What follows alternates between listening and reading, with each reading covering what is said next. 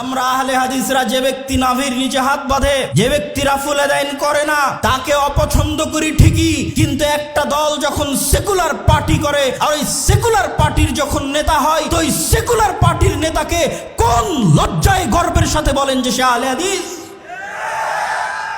তওবা করা উচিত। একটা সেকুলার পার্টির নেতা কিভাবে আহলে হাদিস হতে পারে? আজকে আহলে হাদিসদের হীনম্মন্য মনোভাবের সবচেয়ে বড় প্রমাণ হচ্ছে কোথায় কোন ছাত্র নেতা, কোথায় কে আন্দোলন করলো, তারা সেকুলার, তারা লালনবাদ, অথচ আহলে হাদিস আলেম গর্ব করে বলে যে তারা উমুক আহলে হাদিসের উমুক। নাউজুবিল্লাহি মিন যালিক।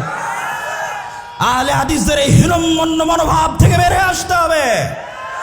একজন আহলে হাদিস রিকশা চালক একজন সেকুলার দলের নেতার চেয়ে হাজার গুণ ভালো। একজন আহলে হাদিস মুচি এবং মজুরি একজন ন্যাশনালিস্ট দলের, সেকুলার দলের নেতার চাইতে, ছাত্র আন্দোলনের নেতার চাইতে লক্ষ কোটি গুণে ভালো। অথচ আহলে হাদিস আলেমের সন্তান যখন প্রধান উপদেষ্টার দরবারে গিয়ে নিজেকে আহলে হাদিস দাবি করে, তখন কেন গায়ে জ্বলে? আমি কি নিজেকে আহলে হাদিস দাবি করতে পারি না? আহলে হাদিস কি ব্রাহ্মণ্যবাদ যে নির্দিষ্ট একটা গোত্র, নির্দিষ্ট একটা দলের জন্য সীমাবদ্ধ থাকবে? পৃথিবীর আশেপাশে করে উত্তর থেকে দক্ষিণ, পূর্ব থেকে পশ্চিম, যেখানে যারা কোরআন এবং সহিহ হাদিসের মতবাদের উপর অটল থাকবে তারাই আহলে হাদিস। আব্দুর রাজ্জাক বিন ইউসুফ কোনদিন বাংলার মাটিতে শিরক এবং বিদআতের সাথে আপোষ করেনি। আব্দুর রাজ্জাক বিন ইউসুফের সন্তান হিসেবে যদি কোনোদিন শিরক এবং বিদআতের সাথে আপোষ করতে হয়, দাওয়াতি কাজ বন্ধ করে দেব, তবু শিরক এবং বিদআতের সাথে আপোষ করব না। এই আপোষহীন মানসিকতার নাম আহলে হাদিস। আজকে আমি পড়ছিলাম আল্লামা আব্দুল্লাহিল কাফি আল কুরাইশি রাহিমাহুল্লাহর আহলে হাদিস পরিচিতি, সেখানে তিনি তুলে ধরেছেন কেন আজকের আহলে হাদিসরা পিছিয়ে আছে। তার মধ্যে অন্যতম একটি কারণ তিনি তুলে ধরেছেন ইনফেরিয়রিটি কমপ্লেক্স, হীনম্মন্যতায় ভোগা। আজকে আহলে হাদিসদের হীনম্মন্যতায় ভোগার একটা উদাহরণ আপনাকে দেই। সেকুলারিজম এবং ন্যাশনালিজমের বিরুদ্ধে উনি বলেছে, উদাহরণটা বুঝতে হলে একটু সেকুলারিজম বুঝবেন, একটু ন্যাশনালিজম বুঝবেন। উনি বলেছেন কওমিয়াত, কওমিয়াত মানে ন্যাশনালিজম। কওমিয়াতের যে মূর্তি আছে এই মূর্তি আমাদের ভেঙে দিতে হবে। ন্যাশনালিজমের যে মূর্তি আছে এই মূর্তি আমাদের ভেঙে দিতে হবে। সেকুলারিজমের যে মূর্তি আছে এই মূর্তি আমাদের ভেঙে দিতে হবে। এই সেকুলারিজম, এই ন্যাশনালিজম তাগুত এবং শিরকের কাছাকাছি মহা অন্যায় এবং মহা অপরাধ। কিন্তু দুঃখজনক হলেও সত্য কি জানেন, আমরা আহলে হাদিসরা যে ব্যক্তি নাভির নিচে হাত বাঁধে, যে ব্যক্তি রাফুল আদাইন করে না, তাকে অপছন্দ করি ঠিকই, কিন্তু একটা দল যখন সেকুলার পার্টি করে আর ওই সেকুলার পার্টির যখন নেতা হয়, তো ওই সেকুলার পার্টির নেতাকে কোন লজ্জায় গর্বের সাথে বলেন যে সে আহলে হাদিস? তওবা করা উচিত। একটা সেকুলার পার্টির নেতা কিভাবে আহলে হাদিস হতে পারে? আজকে আহলে হাদিসদের হীনম্মন্য মনোভাবের সবচেয়ে বড় প্রমাণ হচ্ছে কোথায় কোন ছাত্র নেতা, কোথায় কে আন্দোলন করলো, তারা সেকুলার, তারা লালনবাদ, অথচ আহলে হাদিস আলেম গর্ব করে বলে যে তারা উমুক আহলে হাদিসের উমুক। নাউজুবিল্লাহি মিন যালিক। আহলে হাদিসদের এই হীনম্মন্য মনোভাব থেকে বের হয়ে আসতে হবে। একজন আহলে হাদিস রিকশা চালক একজন সেকুলার দলের নেতার চেয়ে হাজার গুণ ভালো। একজন আহলে হাদিস মুচি এবং মজুরি একজন ন্যাশনালিস্ট দলের, সেকুলার দলের নেতার চাইতে, ছাত্র আন্দোলনের নেতার চাইতে লক্ষ কোটি গুণে ভালো। অথচ আহলে হাদিস আলেমের সন্তান যখন প্রধান উপদেষ্টার দরবারে গিয়ে নিজেকে আহলে হাদিস দাবি করে, তখন কেন গায়ে জ্বলে? আমি কি নিজেকে আহলে হাদিস দাবি করতে পারি না? আহলে হাদিস কি ব্রাহ্মণ্যবাদ যে নির্দিষ্ট একটা গোত্র, নির্দিষ্ট একটা দলের জন্য সীমাবদ্ধ থাকবে? পৃথিবীর আশেপাশে করে উত্তর থেকে দক্ষিণ, পূর্ব থেকে পশ্চিম, যেখানে যারা কোরআন এবং সহিহ হাদিসের মতবাদের উপর অটল থাকবে তারাই আহলে হাদিস। আব্দুর রাজ্জাক বিন ইউসুফ কোনোদিন বাংলার মাটিতে শিরক এবং বিদআতের সাথে আপোষ করেনি।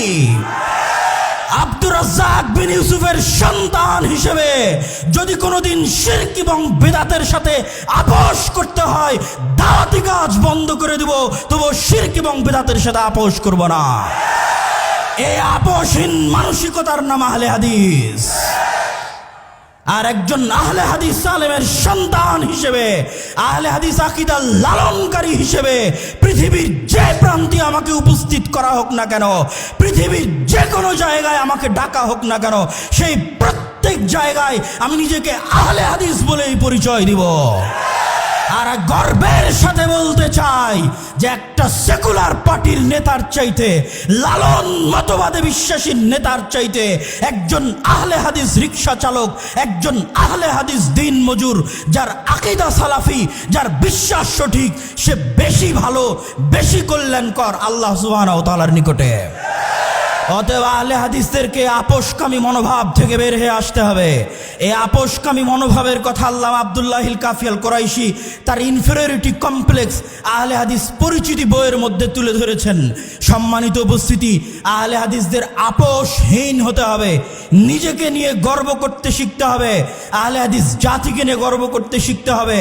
আহলে হাদিস পরিচিতির মধ্যে আহলে হাদিসদের কি দায়িত্ব এবং কর্তব্য তার গুরুত্বপূর্ণ দিক নির্দেশনাও আল্লামা আব্দুল্লাহিল কাফি আল কুরাইশি রাহিমাহুল্লাহ দিয়ে গেছেন।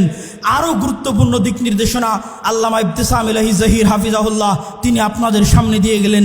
আমি আমার বক্তব্য দীর্ঘায়িত করছি না, বক্তব্যের শেষে এতটুকুই বলবো, আল্লাহ সুবহানাহু ওয়া তাআলা বলেছেন ওমাই ইয়াকফুর বিত্তাগুত, আগে তাগুতকে অস্বীকার করতে হবে। ইব্রাহিম আলাইহিস সালাতু ওয়াস সালাম বলেছেন যে ইন্না বুরাউ মিনকুম, তোমরা যেই সমস্ত শিরকের ইবাদত করো ওই সমস্ত শিরক থেকে আমি ইব্রাহিম মুক্ত। তিনি কোরআনের যেখানে ইব্রাহিম আলাইহিস সালাতু ওয়াস সালামের কথা খুলবেন সেখানে ইব্রাহিম আলাইহিস সালাতু ওয়াস সালাম শিরক থেকে নিজেকে মুক্ত ঘোষণা করেছেন। আহলে হাদিসদের যদি ঈমান পরিপূর্ণ করতে হয় তাহলে আগে এই সেকুলারিজমকে, আগে এই ন্যাশনালিজমকে এবং এই ধরনের যত মতবাদ তন্ত্র মন্ত্র আছে এই সমস্ত তাগুতি মতবাদকে অস্বীকার করতে হবে প্রকাশ্যে। যেই দিন প্রকাশ্যে অস্বীকার করতে পারবে সেই দিন ঈমান পরিপূর্ণ হবে, তাওহীদ পরিপূর্ণ হবে। আর ইসলাম আমাকে এবং আপনাকে নিয়ে বিজয়ী হতে হবে, এই জন্য ইসলাম নয়, ইসলাম নিজেই বিজয়ী হতে পারে। আপনি সাথ দিবেন কিনা সেটা আপনার ব্যাপার। সম্মানিত উপস্থিতি, আমি আমার সংক্ষিপ্ত বুঝ অনুযায়ী যেটি বুঝেছি যে আমরা যদি ইসলামকে রাষ্ট্র ক্ষমতায় প্রতিষ্ঠিত করতে চাই তাহলে আমাদের রাষ্ট্র ক্ষমতায় প্রতিষ্ঠিত হওয়ার যোগ্য হতে হবে, যা আমার প্রত্যেক বহু বক্তব্যে আপনাদের সামনে তুলে ধরেছি। ন্যায়পরায়ণতা, ন্যায়ের আন্দোলন করতে হবে নিজের জায়গায়, নিজের পরিবারে, নিজের সমাজে, প্রত্যেক ক্ষেত্রে ন্যায়ের আন্দোলন করতে হবে। এই ন্যায়ের আন্দোলন যেই দিন করবেন নিজে ন্যায়পরায়ণ হবেন, আল্লাহ সুবহানাহু ওয়া তাআলা দয়া করলে আপনাকে অবশ্যই তিনি রাষ্ট্র ক্ষমতায় প্রতিষ্ঠিত করবেন। তবে আগে ন্যায়পরায়ণ হয়ে রাষ্ট্র ক্ষমতায় যাওয়ার যোগ্য হতে হবে। আল্লাহ সুবহানাহু ওয়া তাআলা আহলে হাদিসদেরকে সেই তৌফিক দান করুক, আল্লাহুম্মা আমিন। এবং আহলে হাদিসদেরকে কেউ যেন ক্ষমতার লোভ দেখিয়ে তাদের ঈমান, আকীদা এবং আদর্শ নিয়ে ছিনিমিনি না খেলতে পারে। আহলে হাদিসরা ভেড় বকরি নয়, গরু ছাগল নয় যে যার ইচ্ছা মতো আহলে হাদিসদের ঈমান, আকীদা এবং আদর্শ নিয়ে ছিনিমিনি খেলবে। তাদের নিজস্ব আকীদা আছে, আদর্শ আছে, ইতিহাস আছে।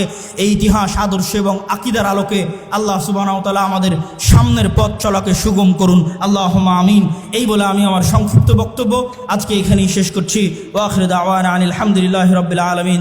আসসালামু আলাইকুম ওয়া রাহমাতুল্লাহি ওয়া বারাকাতুহু।